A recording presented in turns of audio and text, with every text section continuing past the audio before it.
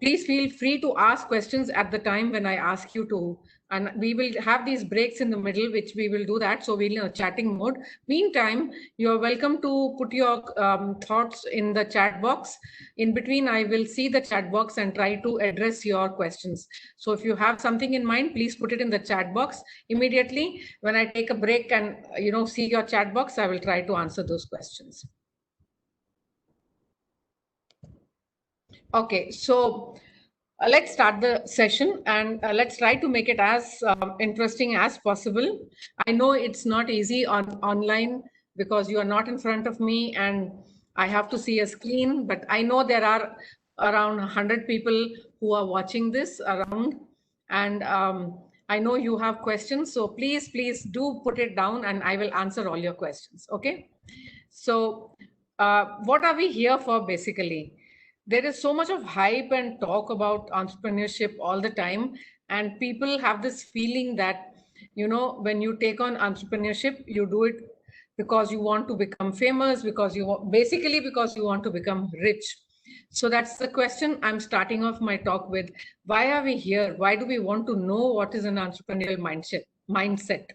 Are we here because people think that entrepreneurs are can get rich just because they are entrepreneurs?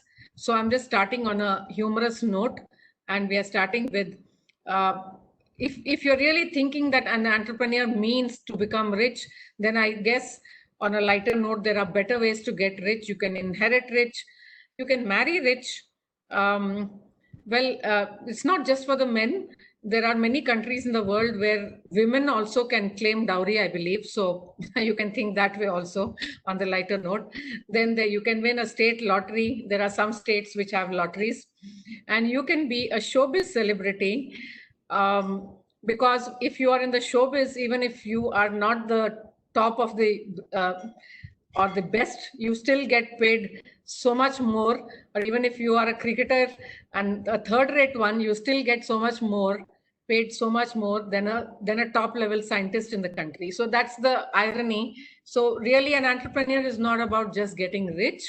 So there are many ways to get rich, but what we are going to see is not just the ways to get rich, but one way to get rich could be to start a company, but it's not about riches. That is what I want to start up with. So the first starting point is take off that thing from your mind that an entrepreneur is about getting rich. Definitely, it's not about getting rich.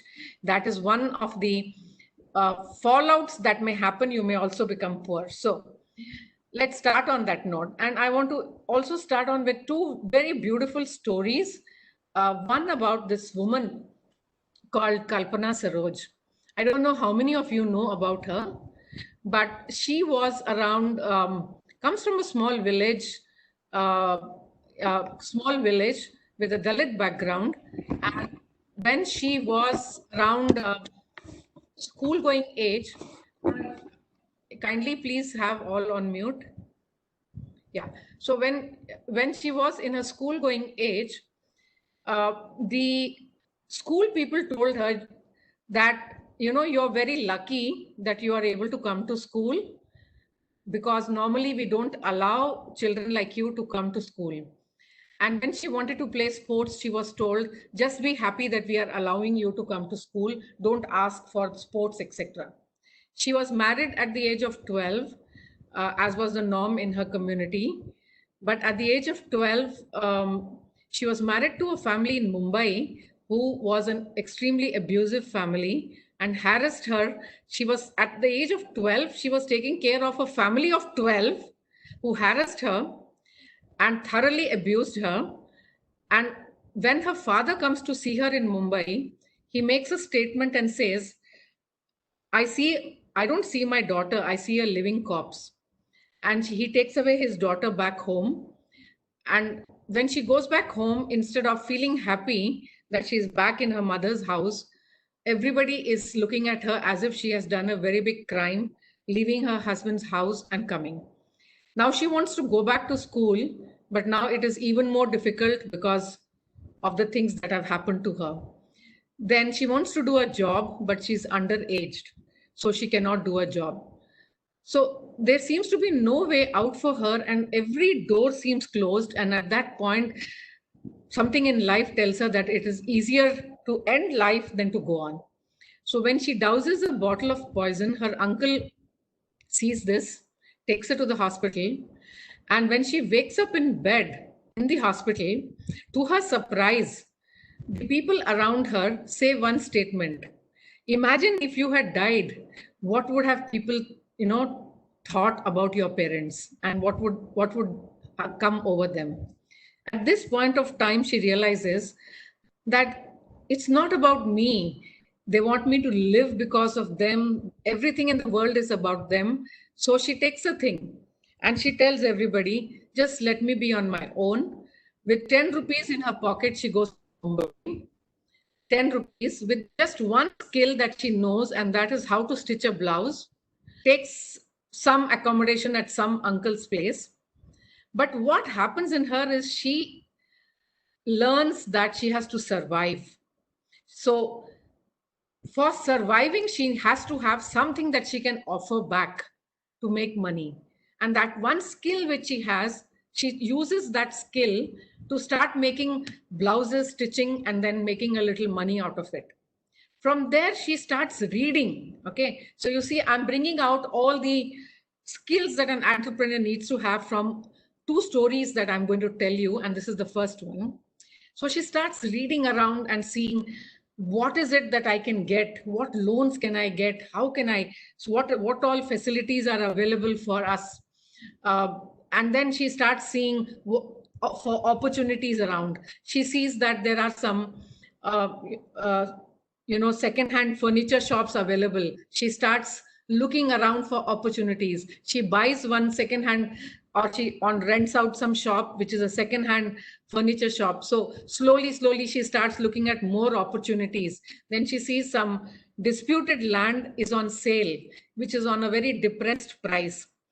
So she knows that if she buys that land, she has to run around the courts and she may lose entire money, but she takes that risk.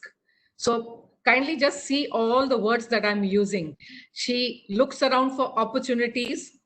She uses her skill.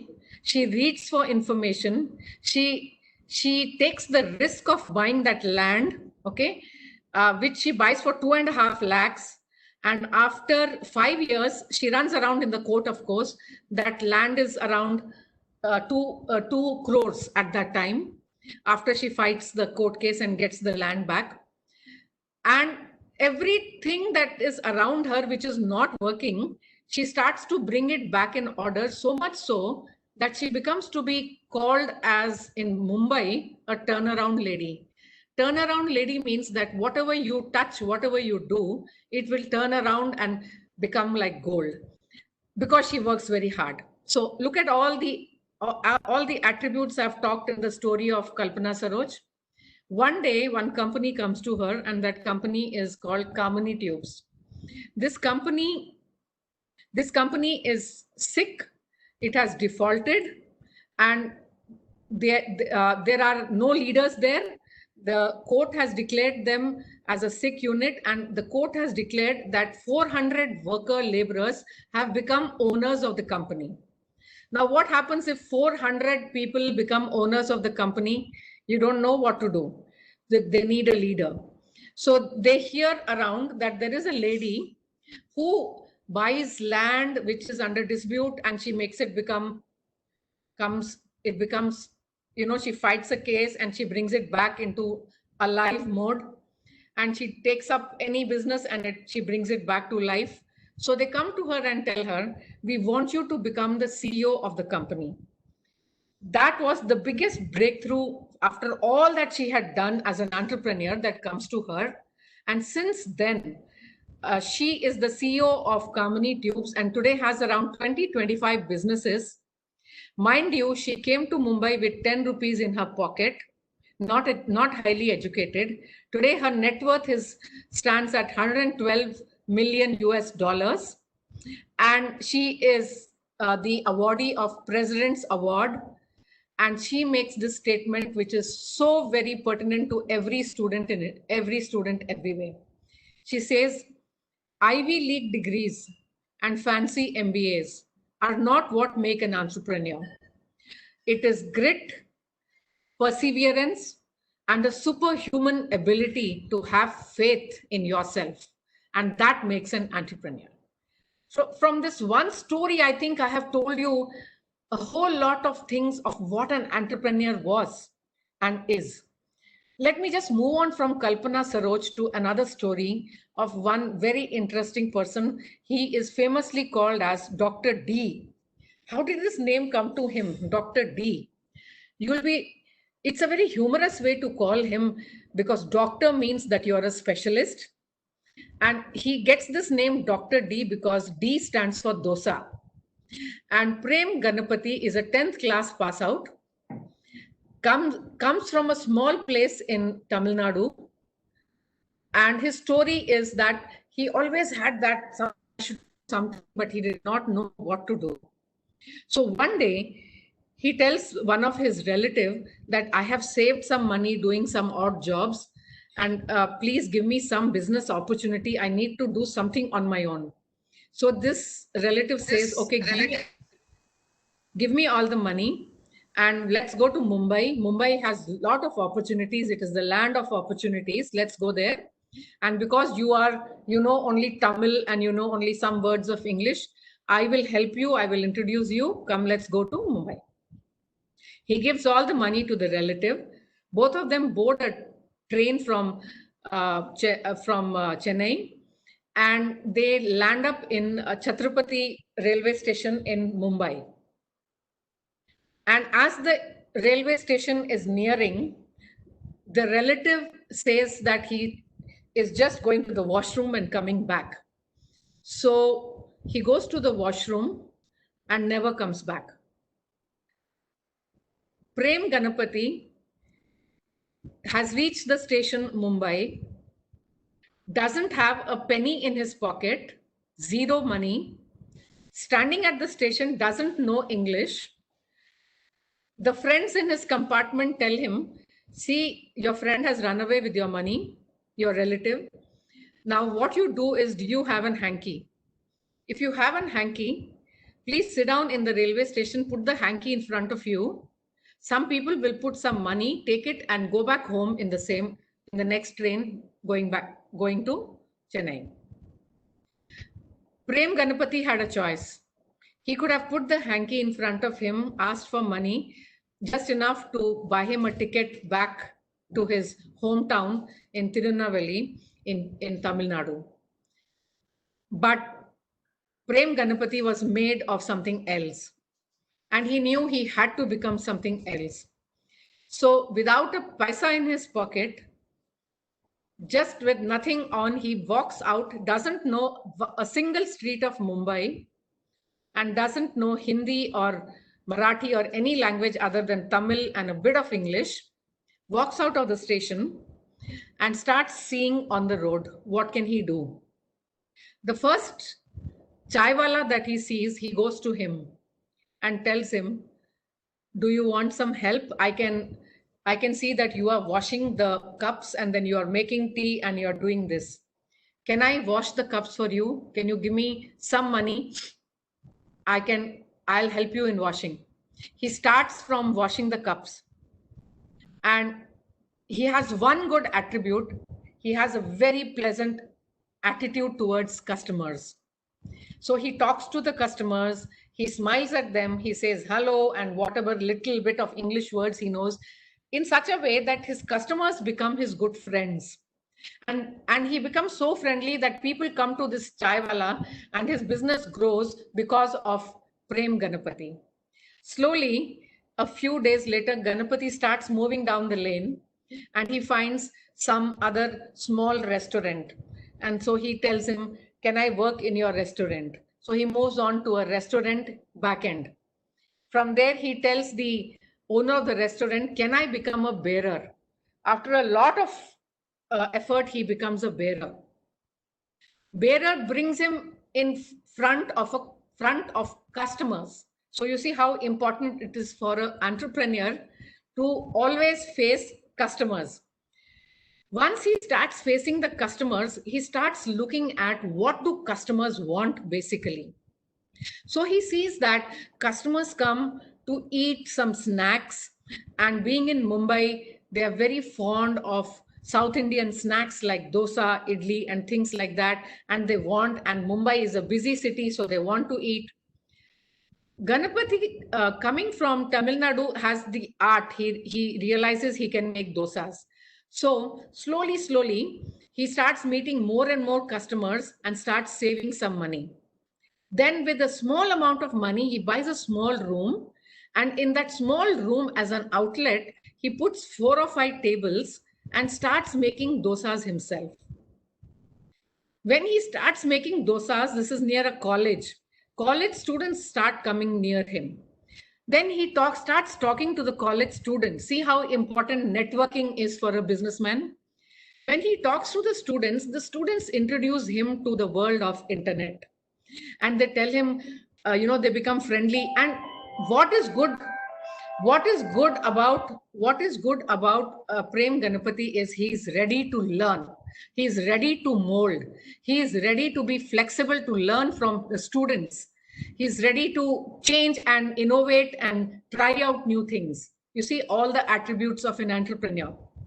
Then the students tell him that if you put your business on internet, more people will come to know about you.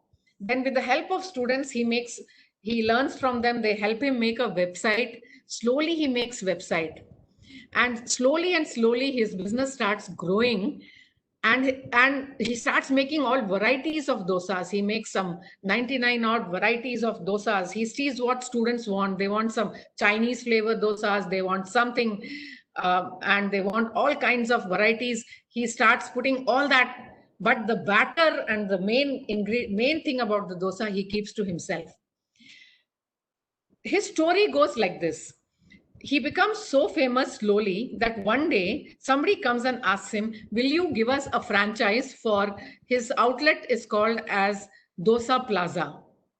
Then he doesn't even know what is the meaning of franchise.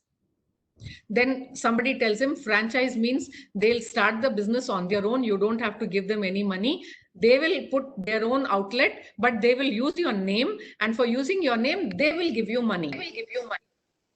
So he is very excited about it, but he is a true entrepreneur. So what he realizes is, it's okay, I can give a franchise, but I have to be careful, because if they take my name and go and they make dosas, and if they make very bad dosas, then my name will get spoiled. So what he tells them, you can take my franchise, but you have to take the dosa batter from me only. I will give you the name. If you buy the batter from me, the batter has to come from me. Now you see how clever as an entrepreneur he is. He gives his name on the condition that the quality of the batter should be mine. And second thing is, this is not only that they are giving him one-time franchise fee, which is one time, of course, every year after year, but if by giving them the batter, they have to keep buying the batter from him, which is a regular source of income for him. So as an entrepreneur, he has created a new source of revenue for himself other than his own hotels, through franchises, through selling to the franchises. He created and expanded his business. From these two stories, actually, you can get the entire history of what an entrepreneur should have, should know, and should do. But nevertheless, let me go ahead and try to tell you how we can go about and what is the mindset that an entrepreneur should have. I will try to put it in 10 quick points. Of course, every point I try to bring a story so that we as human beings remember stories that will last with you. So I will always bring it out with a story. And again, the first step that an entrepreneur has, and mind you, entrepreneurs are not born. You can be born, you can create yourself, you can become an entrepreneur. But to become that entrepreneur, what I'm discussing today are these 12 important points, which if you can integrate these points and you can work on them and you can act on them, nothing can stop you from becoming an entrepreneur. the first thing, the attribute that you should have is dream. And it's not about age. You can dream at any age. You can dream. There is one lady in Ludhiana. She is 92. And one day she tells her daughter, you know what? I have one regret in life. I lived my life very well, but I have one regret in life. So her daughter asked her, what is that regret? So she said, all my life, I'm talented, but all my life I was a housewife and I did so many things for children, for husband, for home, but I didn't earn any money from my own hands. I want to get that feeling before I die that I have earned some money. So her daughter says, what is it that you like doing? You make very good besan laddus. Okay, come on, let's make a business out of it. So she puts it on internet from home, homemade besan laddus. At 92, the lady is sitting and making laddus, packing them up and selling it on the net and earning money so that she feels the pleasure that she has earned some money. Look at this wonderful thing, 92. So there is no time to become an entrepreneur. You can become an entrepreneur at 12. You can become an entrepreneur at 60, at 90. But the thing is, the first step is you should dream. And the story of any entrepreneur starts with the fact that he or she should dream, and you should dream big. It doesn't matter whether you achieve the dream or not, but first dream. And dream big. Why? If anyway you're dreaming, why dream small? If you look at the history of all entrepreneurs, you look at the history of all leaders, whether they are Nelson Mandela or whether they are anybody who became a leader or an entrepreneur, you will see that they dreamt. Whether they were in jail, they dreamt. Whether they were in freedom fight, they dreamt for freedom. Whether they were anything, they dreamt that one day I should do this. Even if it is Sachin Tendulkar, he dreamt. He dreamt to become a cricketer, a famous one he became. Maybe everybody doesn't become Sachin Tendulkar if I'm a cricketer, but if I dream small, I will become even smaller. It's like I will annotate with some kind of a sport. When you are playing football, normally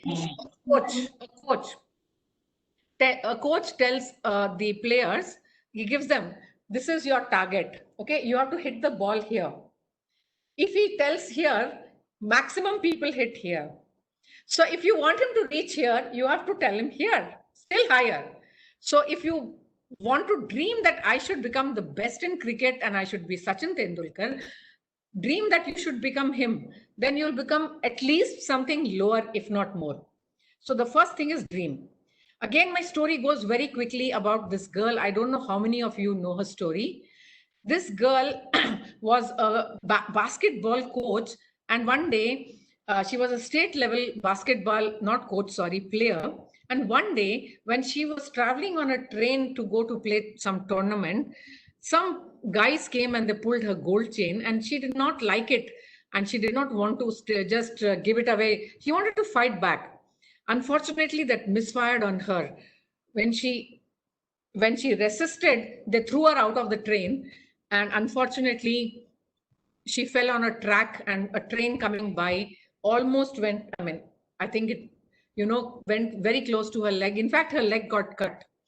It was hanging on her bones, and there was no one there to help her. In the morning, when somebody came and saw her leg, she was totally unconscious, almost dead. They took her to the village hospital, primary center there. And immediately the doctor himself gave his blood and quickly moved him to All India Institute of Medical Sciences, where by the time she got consciousness, the first thing they told her is, if we want to save your life, we have to cut your leg. So her one leg is cut. The second leg, one leg amputated, and her second leg also a rod has been put, and her lower spine has an injury. Now, what would a young girl of 23 lying on the bed of AIIMS hospital in Delhi think about? What is my future going to be like? What am I going to do the rest of my life? I have only one leg and a lower spine injury, and one more leg I have a rod. And who is going to take care of me? How am I going to live the rest of my life? But this young lady of 23, lying on the bed of AIIMS, you know what she dreamt? This girl dreamt that the minute I become okay, I'm going to climb the Mount Everest. This is a dream that not you and me cannot think of, because it is extremely, extremely difficult even for normal people to climb the Mount Everest. We have to do it's not everybody cannot do this. It's a very difficult task. So she tells her brother, please go and get me an appointment of Bachindri Pal, who is the trainer and coach for helping you, first woman to climb the Mount Everest, to help her climb the Mount Everest, to coach her and mentor her.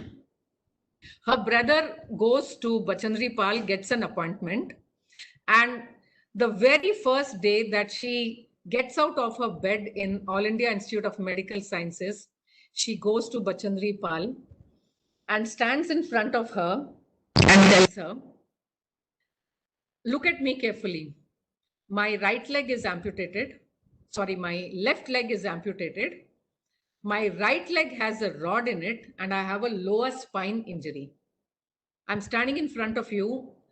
I have come to you because I want you to be my coach to climb the Mount Everest. Now, what would anybody say, and what did Bachindri Pal say? That is something which you will not forget once I tell you. Bachindri Pal looked at her up to down, and she just said one thing. She just said one thing. She said, in this condition, if you have come to me, asking me to coach you to climb the Mount Everest, believe me, you have already climbed it. Now you only have to prove it to the world. You have already climbed, because you have climbed it in your mind. So, friends, from wherever you are across the city or the country, it's all in the mind. Achieving something is all in the mind. And if you have achieved it here, then physically achieving it is the simplest thing to do. So she said, come down from tomorrow, we start our practice. And this girl, Arunima Sinha, got injured at 23, and at 26, she was on the Mount Everest. She was on the Mount Everest. Somebody has raised a hand. I will stop here. Whoever raised the hand, please ask. I will just give 2 minutes for questions here or sharing. Somebody has raised the hands. A very motivational speech. Anybody wants to talk anything at this point? Yeah, please, you're welcome to just unmute and talk.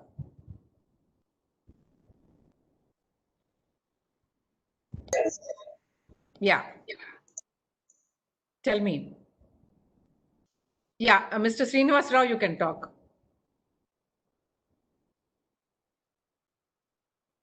Or shall I continue? Okay. Okay. So I continue from here. This is the first step in entrepreneurship. Dream and dream big. Okay. Don't dream small. Because if Arunima had just dreamt how to live life, she would have just lived some life. But she did not. So she decided, even if I don't reach the Mount Everest, at least I will be happy that I attempted it, and I will have no regret in my life that I did not attempt it. So don't have that regret. Okay. The next thing is that if you are dreaming, you dream big. Second is always be open to what is happening around you. Seek opportunity or create it. Either seek opportunity or create it. And please remember that what you see around is gold. Every street is paved with gold. And always learn to connect the dots. These two things are extremely important for any entrepreneur to succeed. First thing is, whatever you see in the world, there is a person in Mumbai, a story has been made on his life. He made a fortune out of trash that we throw at home. So trash is also made of gold. Every street is paved with gold. This is the famous name of a famous book, actually. Now,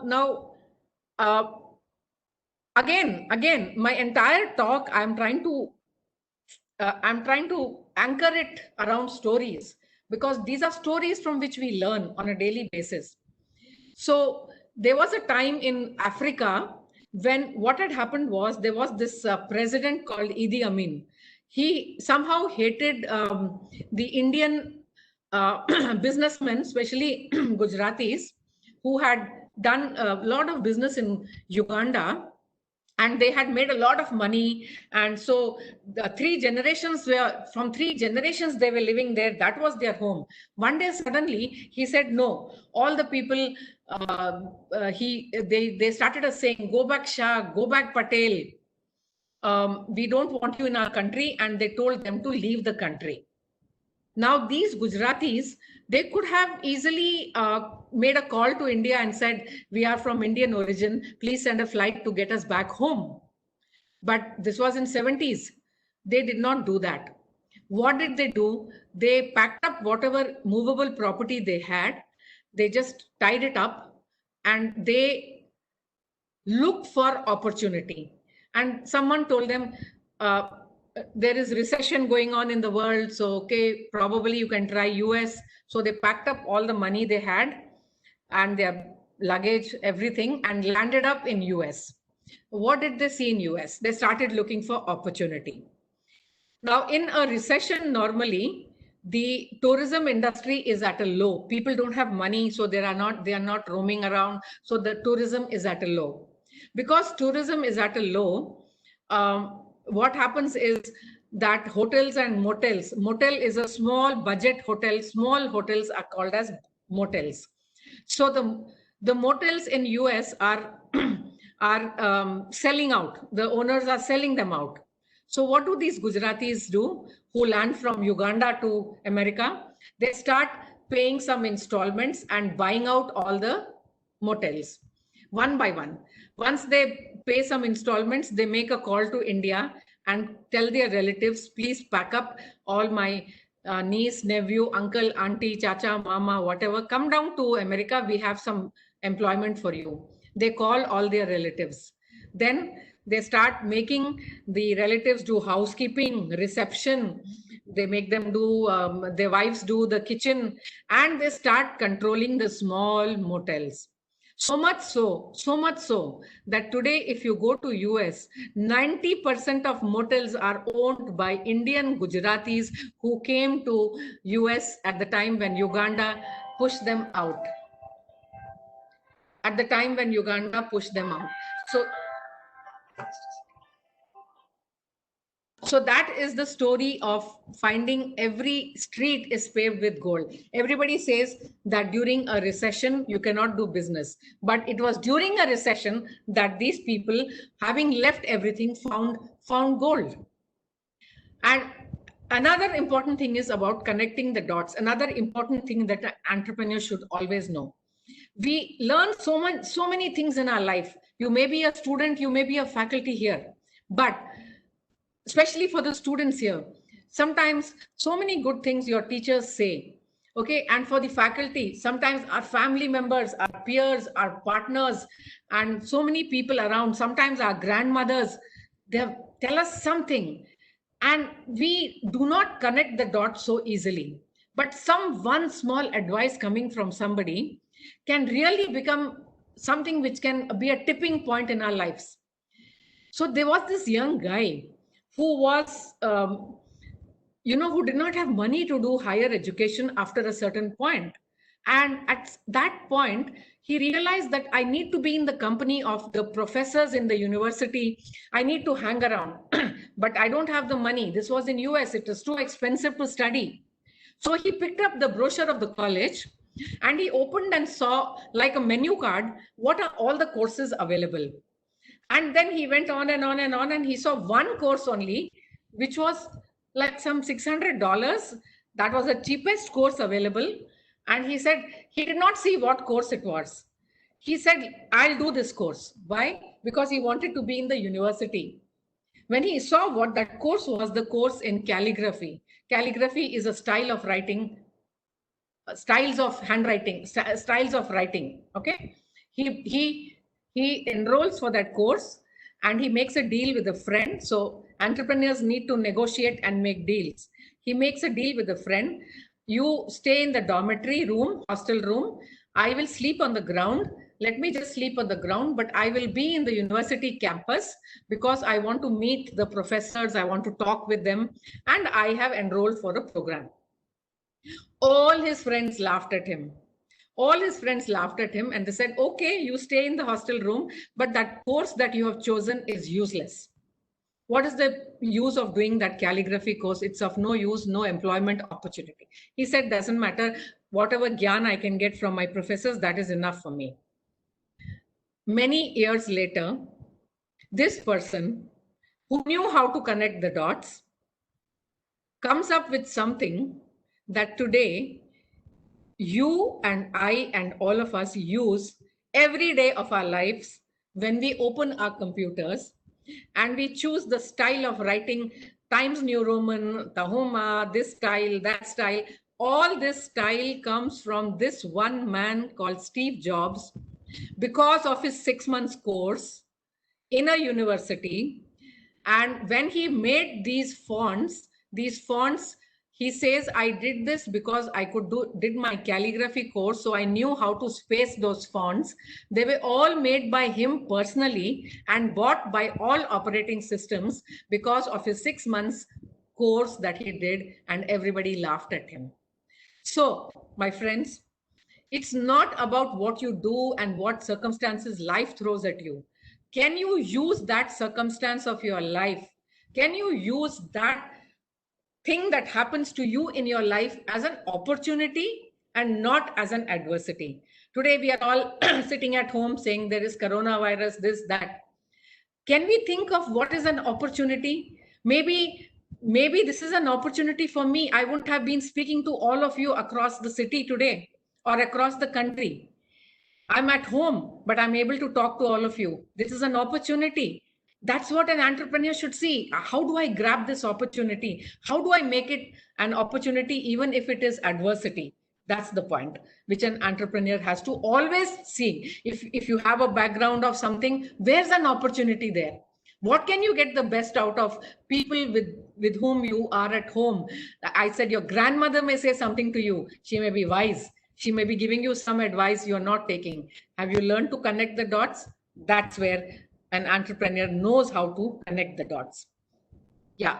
Any questions here? I see some hands have risen, so I'm just waiting. Does anybody want to ask a question? I am okay. You can unmute and ask. Okay. I guess you all are either muted by the central person. Okay, Vamshi, you have raised a hand. Yeah, you want to ask something? They can unmute themselves, ma'am. Not problem. Yeah, you can unmute yourself. Vamshi, you have something to ask? Mr. Vamshi, you raised a hand, so okay. If you are raising it to say that you are enjoying it, I'm okay with it. That's fine with me. Okay. So I will take it as if that you are giving me a go ahead. Okay. So guys, as we move on, this point is so much so for the students as well as for the seniors as well. We have to understand that in entrepreneurship, you have to have a strong motivation and passion to do something. And even if you do not have, at some point, I'm sure each one of us is passionate about something. Each one, it could be anything. It may not be our profession, but we may be passionate about something, some cause, something, either our profession or some cause. But is that something that you are living by it or not? May not be. So whatever is your passion, we have a Japanese term which is called ikigai. It's become famous now. But we say, what is ikigai? Ikigai is something that makes you wake up in the morning and say, oh, thank God there is one more day to live. Thank God I have life to live and I know what I want to do in my life. So when you wake up every day in the morning with a bounce that makes you happy and want to live another day and another day and another day, it means that you have some passion in life. Now, the thing is, you need to identify that passion. Sometimes you can identify it quickly, like somebody says, Shreya Ghoshal, a singer, at the age of 8 or 6 or 7, I think she realized she had a good voice and she realized she loved singing. So her parents nurtured her.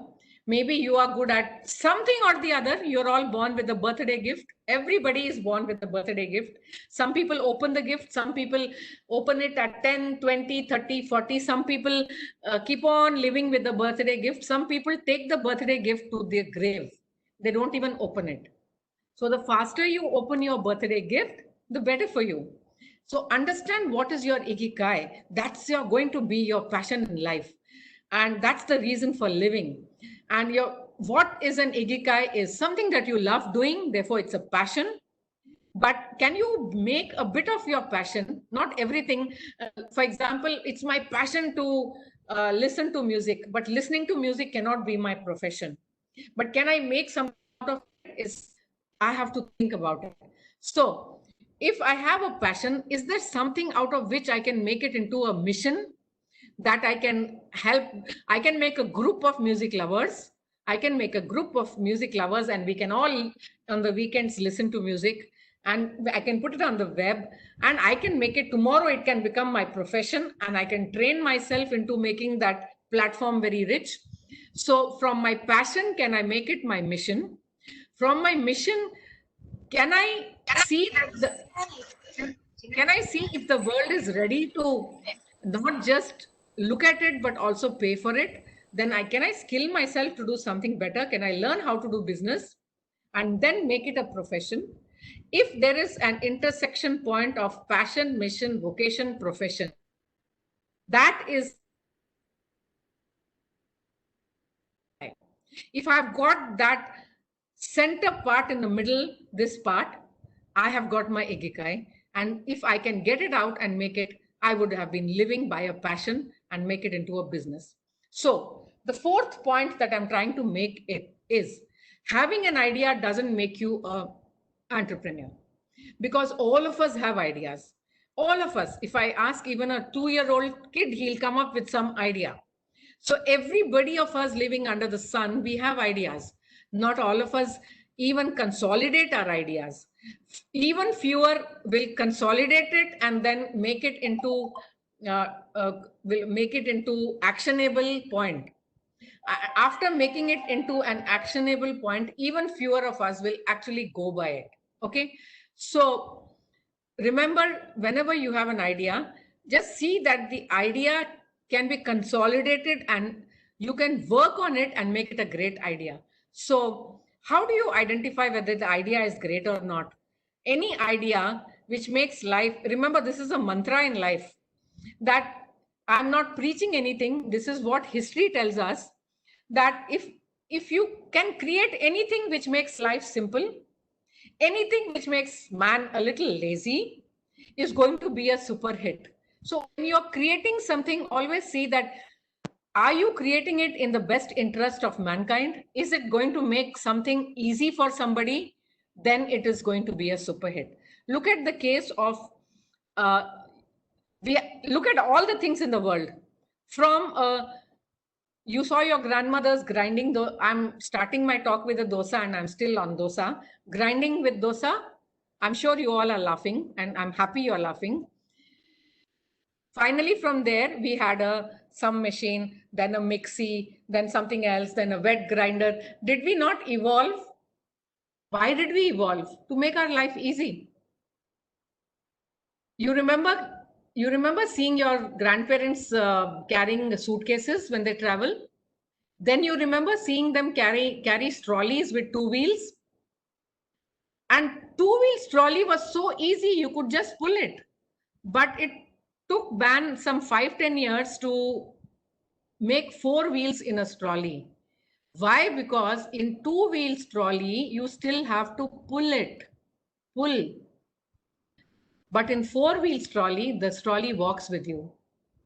And now we are using artificial intelligence sensor to see that this trolley, we don't even need to catch it also. Along with us, it will walk because of sensor. So what are we doing? I walk, you also walk. You are my baggage. I'm not going to carry you. You walk with me. You please walk along with me. You have a sensor in you. So what are we doing? We are making our life simple. We're just making our life simple. Products which are successful make life simple. Products which help solve any problem are super hits. Products which deal with some upper aesthetic sense also give you a high, like a high-end painting. It's of no use maybe, but it gives me some aesthetic sense. These are three areas where your ideas can become super hits. So as an entrepreneur, you need to understand that what you're doing is going to help some person in some way to remove his pain, to make his life easy, or to give him some pleasure, which is aesthetic pleasure. The next thing you have to know is when you have an idea, you need to believe in that idea. Because if you don't believe in your idea, no one else will believe. So look at the history again of the world. All these people, they believed in the ideas. That's how they made it. And everybody pulled them down. Somebody told Beatles, the young millennials will not know Beatles, but if any of the faculties who are my age group on this webinar today will know that Beatles was a famous music group, and the famous thing about Beatles was that they, of course, they came in late 60s, but they became famous in late 70s and 80s. Okay, so that's when we heard them first, and they used to play with the guitar. And everybody said we don't like their songs and the sound of guitar is on the way out, and they put them down. No recording company recorded them. But early 80s, they were the top groups in the world. Beatles were very famous. Even today, their songs are really, really interesting. Somebody told investors, they rejected the proposal for investing in radio when it came first in 1920.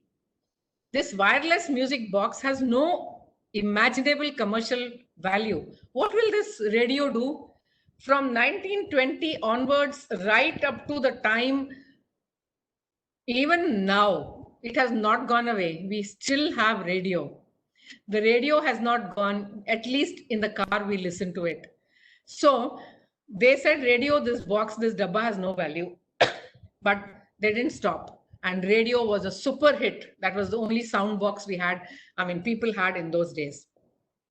Somebody said about a Xerox machine, who the hell wants a copy, a document on plain paper?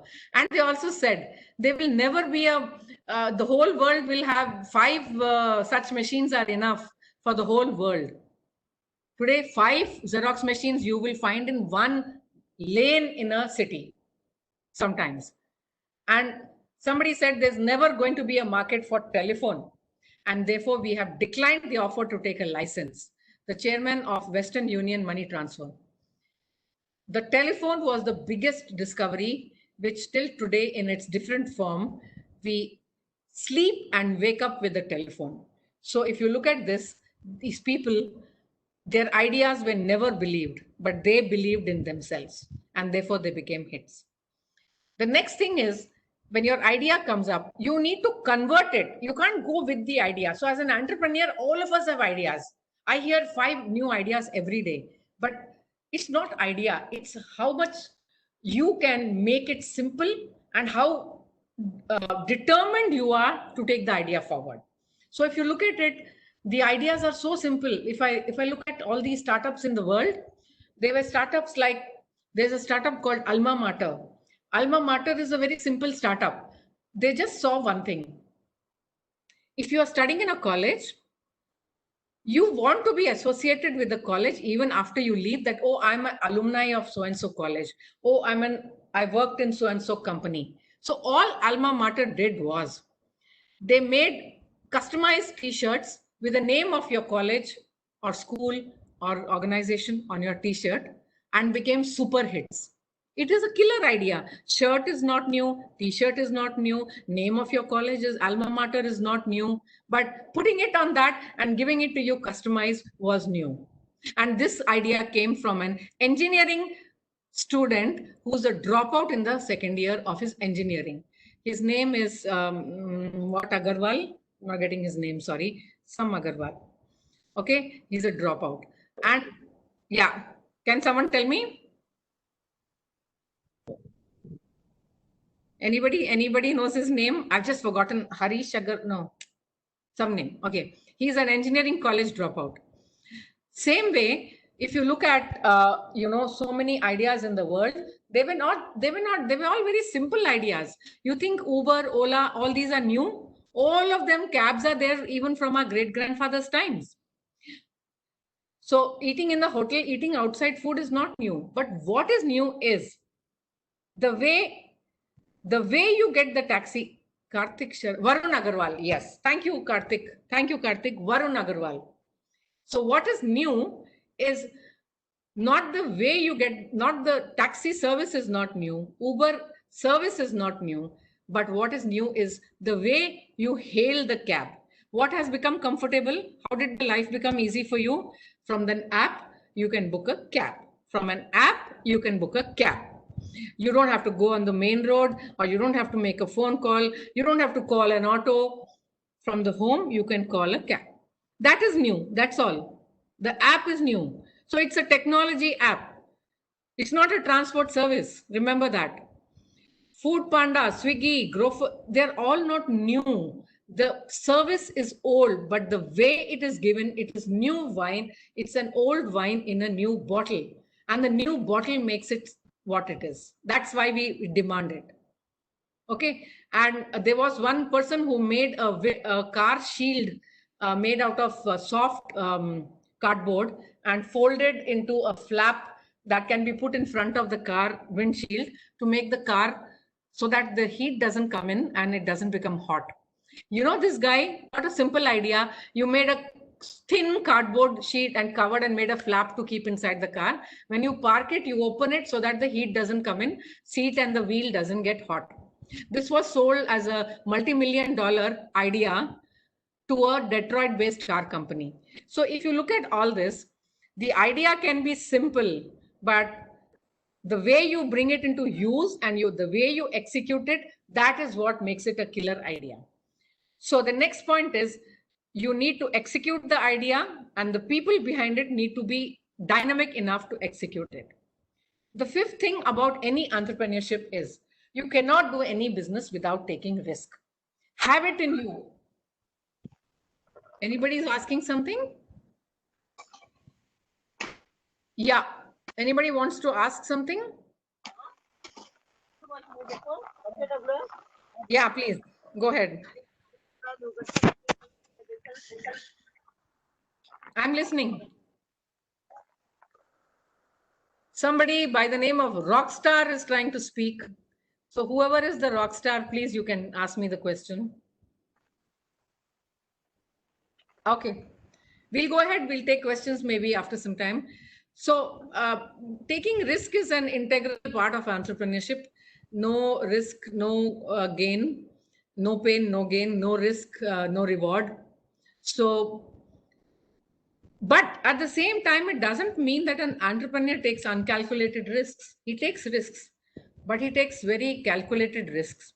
If I am working in a finance department of a big company, and I'm giving them a company how to manage the funds of the company, I'm actually risking other people's money because the company has shareholders.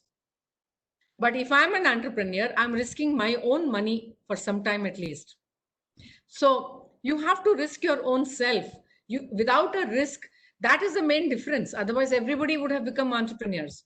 So the entrepreneurial mindset is that without a risk, nothing will happen. So you have to take. And when I say risk, I don't mean take risks which are not legal or something. No, not at all. What I'm trying to say is you must see opportunity and then give it a shot, take a calculated risk, but without that, it doesn't happen. For example, if you take the case of Elon Musk, look at the amount of risks he had taken. He started the company called PayPal. It was a payment gateway first. PayPal was a gateway. and he made a lot of money in PayPal, and he used that whole money to start another new thing called SpaceX. And now he has brought it under Tesla. SpaceX is Elon Musk's special project for taking you onto the space. He put all in 2014, he had 4 billion in revenues from this SpaceX, but he put all the money that he earned from PayPal, one venture, he put it into another venture. He could have lost all the money. And today at Tesla, he is making driverless cars. So he's taking a risk, and especially in a time like this, a lot of risk. But once he comes up, it'll be a super hit, maybe it could be a loss. But if he doesn't take that risk, it will never happen at all. There's no chance of it happening at all. Okay. So the next point in any entrepreneurship is that, let me check out if we have some questions which are coming up. No. Thank you, Ms. Dr. Narasimha Rao. Thank you for your compliment. Yeah, so I will go ahead. I just see in between chats so that I can address any questions you have in between also. And I want to be in an interactive talking mode with all of you. Yeah.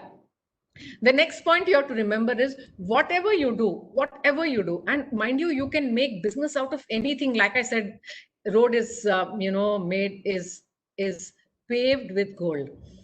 But in the end of the day, somebody has to value what you're doing. If they don't, then there is no business. So whatever you are doing, it could be a very simple thing. Somebody has to have a value. Our own, entrepreneur from Hyderabad, Fanendra Sama. Have you heard of him? If you are not from Hyderabad, you would have heard of him, because he was a student like most of you are today on this platform. And he was doing his engineering in a college. And one day he wanted to go back to his hometown, Vijayawada or Vizag. I'm mistaken on that. And he tried to book his bus. And he found that he was not getting, it was a weekend, he was not getting tickets anywhere. And he had to rig up each travel agent, call up, and they would say, nahi, abhi to nahi hai. Try again. Some cancellations may come, then we'll update you. There's that. But the weekend would go away. And he would miss his weekend and he could not go home. At that time in the call, that time it struck him that he's a very young guy. At that time it struck him, I should make something with technology. And he started what is called as Red Bus. I'm sure you all use this platform to book your tickets for going home. Today you have Red Bus and you have many other platforms, but that was the starting point. Our very own person from Hyderabad, Fanendra Sama. So what did he do? Whatever, he just made a technology platform and brought all the service providers of district, travel, who take you to different parts of the state. And he brought them on one platform. So you could buy tickets. If it's not here, it's there. If it's not there, you're on waiting, whatever. You could come to know everything from the platform. Did it have value for us? Yes, it had huge value for us. It's not that we didn't go in those buses, we went. But we were not left high and dry, not knowing whether we would get a ticket or not before the weekend. We could book. That same principle, of course, followed by airlines and everybody else, of course. But in the end, you and I are benefited, are we not? We are. We can find where the ticket is cheapest. We can find where it is available. We can find where some offers are there. And we can book it sitting at home. No need to go anywhere. Earlier, we used to go there, get a ticket, come and go to the airline office. So do we have value? Yes. Would you pay for this? Yes. So when you do business, anything, even if you are on Facebook, there is a lady who takes classes on how to breathe. When I saw this Facebook site, I was shocked. I said, she is teaching us how to breathe. Am I not breathing? Without that, I wouldn't be living. But there are many different ways how to breathe properly so that your lungs are healthy. She is making money out by sitting at home, and on Facebook, she is taking classes on how to breathe properly. So is she giving value? Yes. The people who are paying, they want to know whether we are breathing properly, whether our lungs are getting exercise, or is there a better way of breathing? Am I paying the money? If I'm getting value and I want to know, I will pay and I'll go in. She's giving value. That's why some people are paying and going. So are we better than the existing things? Are we faster than the existing things, or are we cheaper? If we are faster, better, or cheaper, we are giving value. If we are giving value, we have a business. We can create a business. So whatever your idea is, make sure that it's not only your passion. For example, if I'm fond of singing, it's my passion. I can sing in the bathroom. But if I want to make it my profession, I have to test the market and see whether people want to hear me singing or not. Then I have to take the risk. I have to go out and sing. Then I have to see whether people are paying money to me or are they throwing tomatoes or eggs on me. I have to take that risk. If some people are paying and saying, okay, she is okay singer, then I say, okay, I will train myself better. And then I go on more stages, push myself and become a singer. So am I giving value? Yes. If somebody is paying, I'm giving them value. All right. So I need to create a niche. There are hundreds of singers around me, but if I want to survive long, I need to be that red rose amongst all those yellow roses.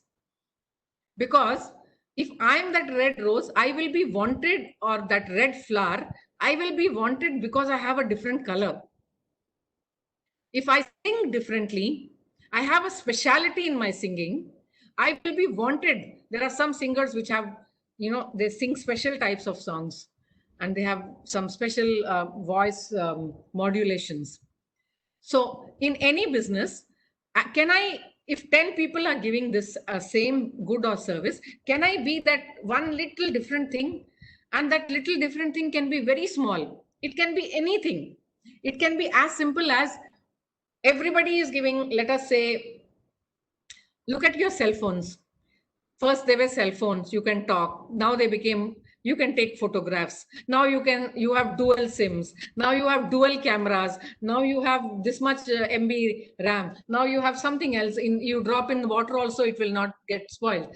But each one is making one thing. So like Pixel came out with the people, this phone is the best because the camera is the best. Even though it's a phone, people are buying it because the camera is the best. Somebody else came up with something. It has something, one thing different. So everybody, as a person, as an individual, or as a business, if I want to be demanded for something which I'm good at, I need to create that niche. And that niche has to be simple, nice, and to me, not that I try to please everybody with that niche. Okay, that's important for an entrepreneur. Another important thing for an entrepreneur is I need to listen before I speak. I have to be a good listener. Why? Because I need to understand who my audience is as a singer. I need to understand who my buyer is as a businessman. I need to understand who is going to pay for me to listen to my Facebook class on how to breathe nicely. So I need to understand, is this the housewife? Is this the children who are logging on to my platform? Is this the working people? Is this the middle income group? Is this the high income group? Is this the rural population? Is this the urban population? Where is my customer? Who is having the pain point? Who wants a solution? So today, did you see how wonderful human beings are? When coronavirus came, I get a call on 1st of, when did the lockdown end? 1st of June, or sometime then. And second, I think I get a call. I don't know from where he gets my number and says, Madam, we are a service provider from Madhapur and we want to come and clean up your office because you may be opening your office from now. I said, oh, is it? What do you do? So he says, we sanitize your whole office. Okay, we will sanitize your whole office with spray and this and that. We'll clean up and we will give you regular service in future also. So I said, look, within a month, this guy has come up with a new business. I have my own startup and I keep telling this to everybody because I find that so entrepreneurial. Actually, he is a platform where you can, if you want to construct a building, a house, or office or anything, you get all the material in one place, from tiles to cement to sand to architects to consultants to and also they will give you consultancy per square foot if you want to construct. So on the platform you can get goods and services for construction. Then this boy calls me up, who's my own I don't call him student, he's my incubatee. So he calls me up and says, ma'am, I've come up with a new product. So I said, very good, tell me what's your new product. So he said, my new product is called Homice, Homice, Homice. So I said, what is Homice? I know you are in construction platform. You are making a platform for construction. No, I'm same business, madam. I'm in the same business. I'm creating home office, Homice, home office in everybody's house who wants to work from home. Within 1 month, he has come up with a design and he will come and create for you in your home and home office, so that if I like this, I'm giving a webinar, should not be disturbed by family members and the door opening, closing, wind, this, he'll just create a home office for me. So you have to listen to what people are saying. You have to listen to what market is saying. You have to listen to what customers want. So listen, and know the pain points of your customer. Then have the leadership skill. You have to not only listen, but you have to also speak out and inspire other people. When I say you have to speak out and inspire, is if I have an idea, I cannot do business alone. I need a team. Everybody needs a team. There's nobody in the world who doesn't need a team to work. Even if I am a sole consultant, I still need help from somebody or the other. The team can be family member, the team can be, just an office boy. Don't underestimate office boy. They are the most helpful people. If one day an office boy doesn't come, your table will be dirty, your papers will not be there, dusting will not have been done. Everybody in the team is important. From office boy to CEO of the company, your team is important. So what you have to do is you have to inspire them. You have to walk the talk. And if you have a new idea which you want to bring, you have to inspire your friends to come and be a part of your business. Create that leadership quality, show them the future, show them your dream, tell out your dream, and make them come into and get inspired. So that leadership quality, and be the first one. Be the first one. If you're telling your office boy to clean your room, actually pick up the dusting cloth and clean it yourself. When he sees you doing it, because you're an entrepreneur, you should be able to clean your room. You should be able to do business in the 5-star hotel also. If you are able to do that, you're an entrepreneur. The next thing, and the 10th point, I'm almost coming to an end. I know we have time till 5:30. So what we have to do is always, as an entrepreneur, important thing will be, nobody is going to be there to motivate you all the time. Now, as students, you are very lucky. Your teachers are there, your principal, your management will help you out, and they will tell you exam, study, do this, do that, placement is there. But as an entrepreneur, you have to be motivated yourself. If you are not motivated, nobody else is motivated. So can you keep the focus? Can you keep your focus on your venture, on your idea? And there was a study done in Harvard Business School in 1980.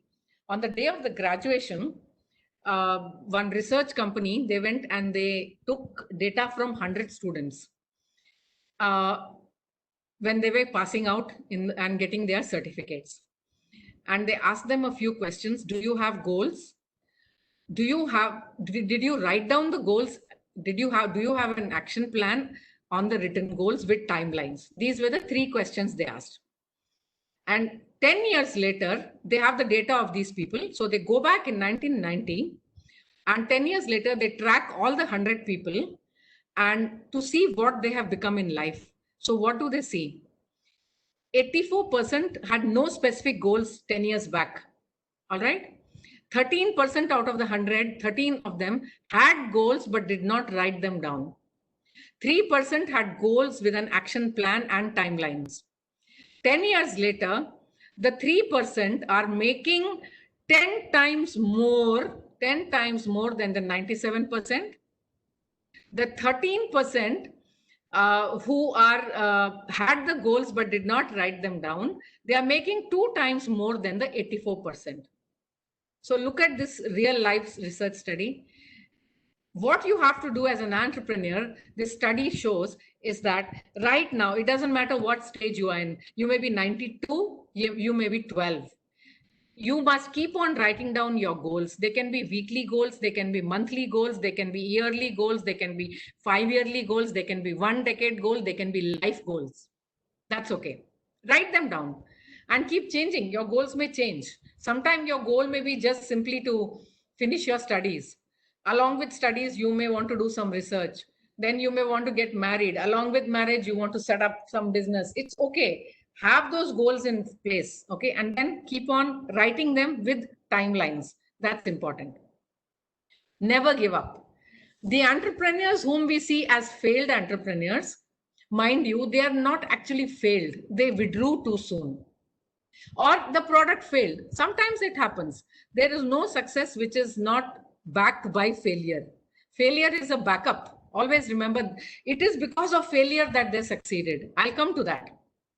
But remember, any success in life, what you see today, whether it is Dhirubhai Ambani, Mukesh Ambani, Steve Jobs, what is that, Bill Gates, whoever you are seeing, Azim Premji, anybody that you see today, for every one success, they have average 3 failures behind them, 3 failures.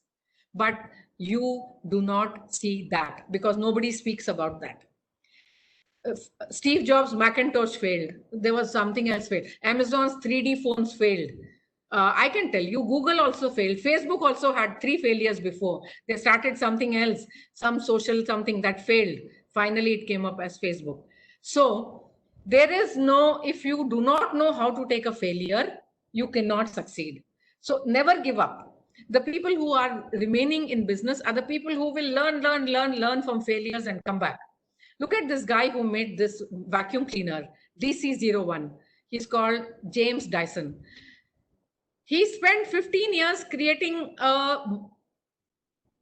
this vacuum cleaner, and he made 5,127 prototypes and then came out with DC1. Today, he is 3 billion worth. And he says that I did not fail. I just learned 10,000 ways that won't work and one way that will work out of all these 15 years. And that was his success. So never give up. Don't give up. If you give up, you're not an entrepreneur. And pursue always. That is my last one. This is my last mantra.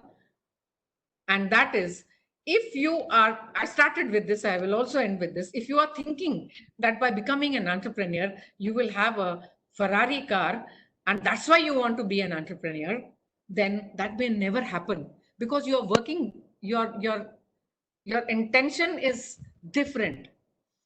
Instead, if you work because you're passionate about working, maybe you will get that Ferrari. But because you get the Ferrari, you want to work, that won't happen because you can never have the passion. The ones who succeeded had the passion, the focus, the perseverance, and that's how they could get into a Ferrari. Not because they wanted a Ferrari. The minute the entrepreneur is after money, people come to know this guy is a greedy guy, and that business usually does not succeed. Do not focus on the money. Focus on the passion. Money will follow. So if you have the passion and work for it and money follows, that's where we say, Eureka, you have chased your dream, and then money has come after that, not before that.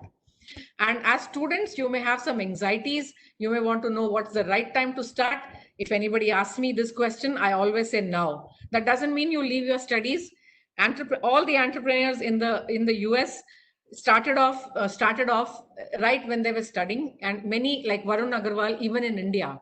You can do research. You can you can search who are the people, what are their models. Do a lot of research which goes into starting up during your during your studies. If somebody asks, what do I do? My answer would be what your heart tells you to, what you are passionate about. That's all. If that is not there, then don't do it.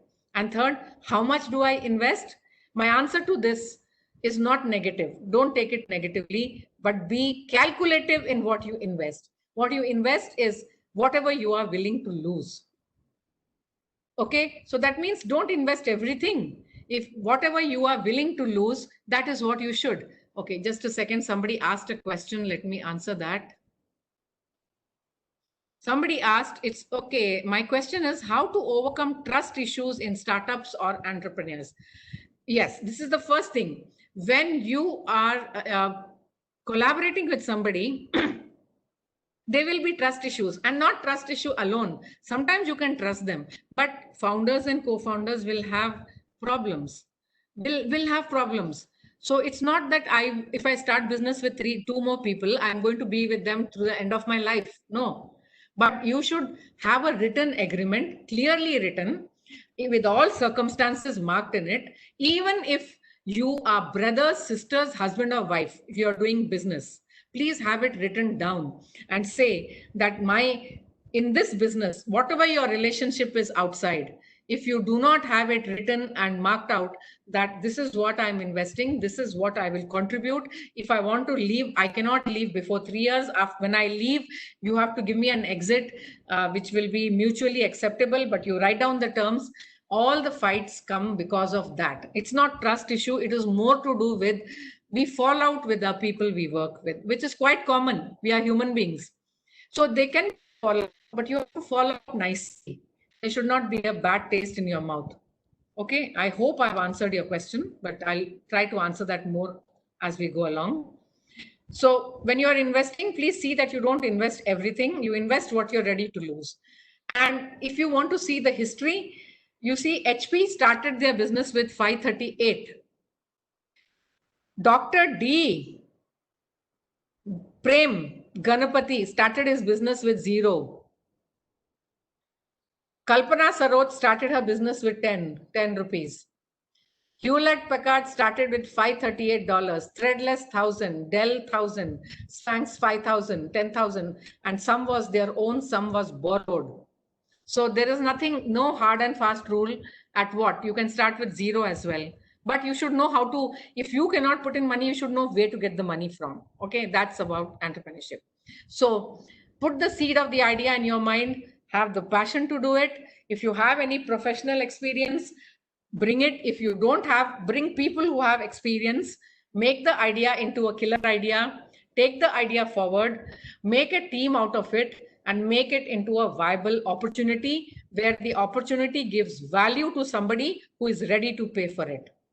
I'll skip the business model for now. It's for the next time. But remember, there is no business which remains the same throughout. At this point, I would like you to either put on chat or to come on unmute and answer. Tell me, what is this business today? Look at this. This is their advertisement many years back. What could this product be today? See the advertisement and tell me. Because no idea remains the same, no team remains the same, no business remains the same. Samsung has changed 40 businesses in 25 years. Okay, guys, you have to fill the feedback form once you finish. Anybody can give me an answer to this. What is this company today? You can write in the chat box. I will get it. Can anyone say what is this business today? Okay, I will only say it if you are not ready to. This business, which looks like a medical business, is Coca-Cola today. So you see how they have changed. It was a drink which was meant for people who were depressed or were having pains. They wanted to relieve their pain, so they would go to a chemist, and the chemist would give them a little solution formula, and he would add water and make them drink it. And so it would make them give a little bit of a good feeling. That thing which a pharmacist used to sell in a chemist store has become Coca-Cola today.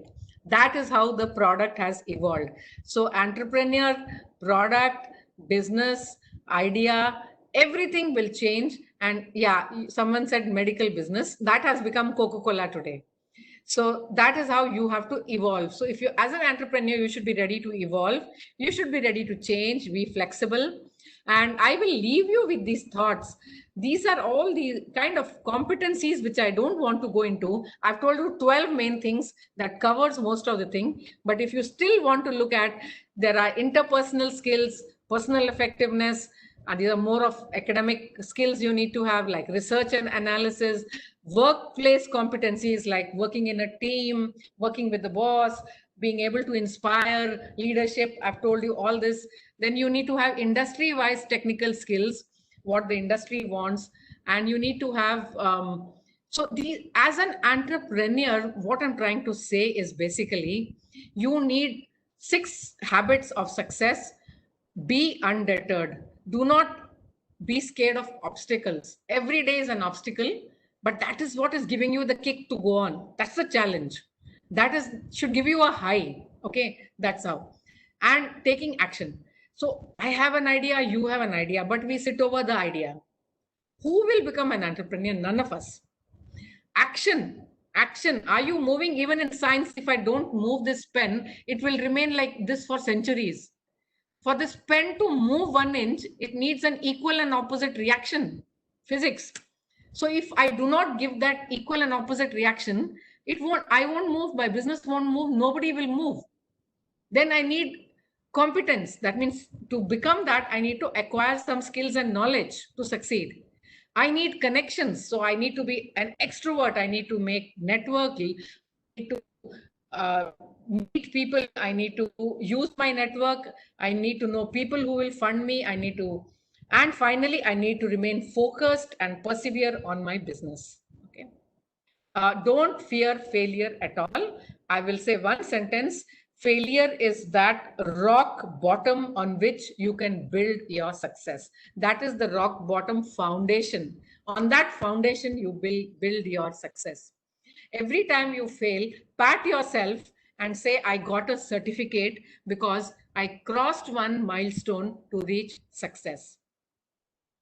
I want you to go back, we are out of time, and read the stories of these 3 women. Don't think that I'm a feminist, but why I put this is because if they could really do business without any much background or without being in the field, then you can. Manju Bhatia is a loan recovery agent and her company name is Vasuli. At 26, what they do is they recover for banks. They are the agents. They do recovery for any loan, house, car, if you cannot pay your EMIs. This is a man's job and a man's world. She is the top company, and her company Vasuli has only women entrepreneurs, a woman in her company. Meena Bindra is a housewife and she started this company called Biba. And Munira Mazari is an amazing story of a woman who has completely injured her spine, sitting on the wheelchair. She made wheelchair as an opportunity. Amazing story of making your adversity as your opportunity. So my friends, there is no limit for success. There isn't any limit for success. You can make whatever is your weakness, you can make it your success. And my end is, one day, one boy called Mark Zuckerberg called 5 people to his dorm room. 5 people to his dorm room. In that dorm room, only 2 people turned up. And those 2 people's names were Dustin Moskowitz and Eduardo Saverin. And these 2 people came because even though he was a small boy and people thought, oh, what will this boy do in the hostel room? They came. 3 more people didn't come. Today, these 2 people have become famous. They are Dustin Moskowitz and Saverin. They are 6.5 billion and 3.4 billion. The other 3 who didn't turn up, we don't even know about them. So if you don't underestimate people who are entrepreneurial, don't miss an opportunity, look for opportunity and follow these principles. And that's an entrepreneur. Thank you so much. Thank you so much. Yes, sir, I've ended. Thank you, ma'am. The participants, do you have any queries? Please put forward now. Yeah. Now session is open for the queries. Yeah, I will just unmute. I will just stop my video. Yeah, you can ask me questions. I'm listening to you. Yeah. Good evening, ma'am. Yeah, thank you so much. Yeah. Yes, ma'am. It's very nice session to Thank you so much. please try conduct another like this. This session is very useful to students, those who want to be future entrepreneurs.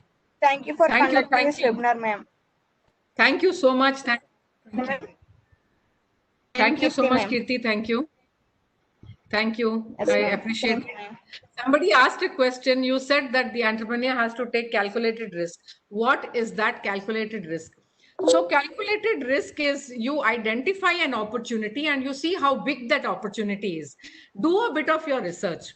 The first step that we tell any entrepreneur who comes to us to start up is please go back, do good research of the market, do good research of industry, and see the gaps, whatever is not present, where are the opportunity pockets, and try to fill that pocket. Okay?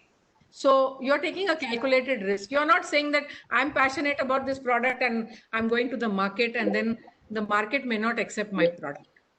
So that is a calculated risk. Analyze the market and don't put all your money in it. Keep track of your market, keep track of your competitors. That's a calculated risk. Thank you, everybody. Thank you, everybody, for the nice compliments that are coming my way. Any queries, please? If you don't have queries, I can go on the concluding session. Yeah, I think one last question, madam. Can you explain your experience as an entrepreneur and your journey? Okay, I will take 1 minute, sir, and then we will quit. Sure, ma'am. For the I have special space in my heart for the academic world because I come from this academic world and I'm a very proud teacher. And after 24 years of teaching, and dealing with whole lot of students who would come to me in the first year and say, I have this idea, I have that idea. And then they would be so excited. And the second semester, I was teaching MBA. They would say, yes, ma'am, we have an idea.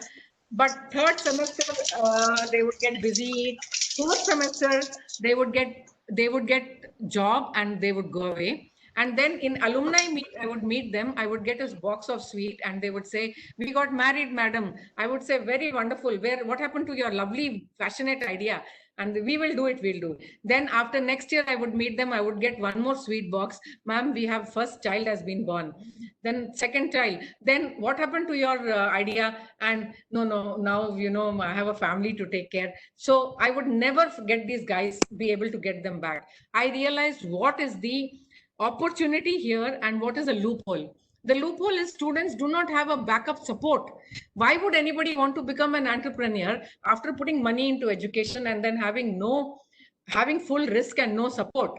So I'm glad today colleges like yours are giving incubation support. And so organizations like mine, that is when actually left my job as a professor and started my company just to help students who have no backend support. But so we give them mentorship, we give them support services to register the company, to prototype the product, and we collaborate with colleges to help their students to start their ventures. That's what I do.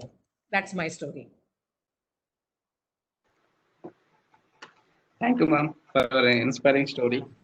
Now, always we get inspired by your talks. Now, today also same thing is happened. Thank you.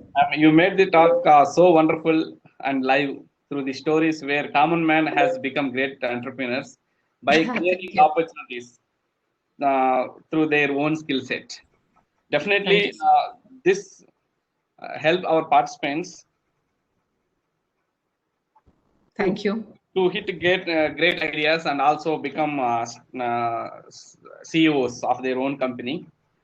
Dear participants, I am sure that this talk make you eye opener towards converting your skill set towards the startup.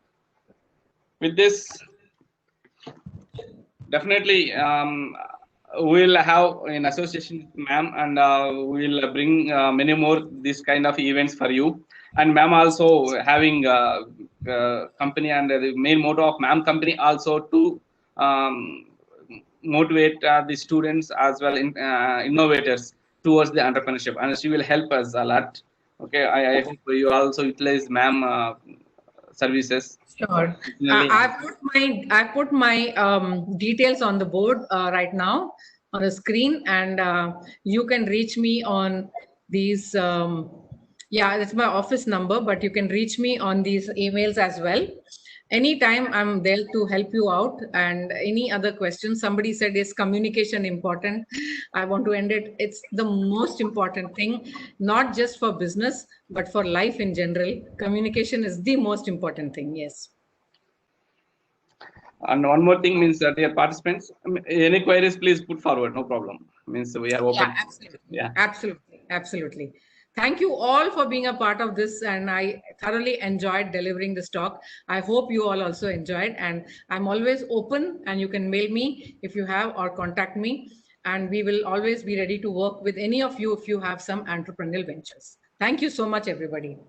Thank you, ma'am. Behalf of MLRIT CIE, I would like to extend my sincere gratitude for the session and mentoring us towards nurturing student innovation towards startup. Thank you, ma'am. Thank you very much for your great support in this entrepreneurial journey of MLR Institute of Technology. Thank you. Thank you so much. Thank you for appearing for this session, and please be tuned with us, and we will bring some more exciting events like this. Sure. And that will help you a lot in your kit. And one more important thing is all of you fill the feedback, because that feedback is linked with the certificate. Whoever fill the feedback, they only get the certificate. Automatically that generate the certificate and mail to your email ID. Ensure that your details are written clearly, because those details, whatever you are writing in the feedback, will be appearing on your certificate. Thank you, ma'am. Thank you for. Thank you, sir. Thank you so much, and wish you all the very best. Thank you. Thank you, ma'am. Thank you very much. Yeah. We are open for some time. The slides are this session is open for some time. Why? Because this feedback link is shared in the chat window. All of you go through the feedback link and fill the feedback. That's why we are making this session open for another 5 minutes. Thank you. Thank you very much. I will thank my team CIE who have helped us a lot in getting all the participant support, and also poster design, and generating the feedback form and the certificate. Everything they only done. Means just I am giving the time to my student team and the coordinator. I personally appreciate coordinator Sai Kiran and student Vaibhav. These are the main persons. And apart from this, there are a team of 20 students. They also helped us in creating all this feedback form and the certificate, and also circulating the messages across the globe. Thank you very much for participating in this session. We hope you enjoyed this session. Thank you all.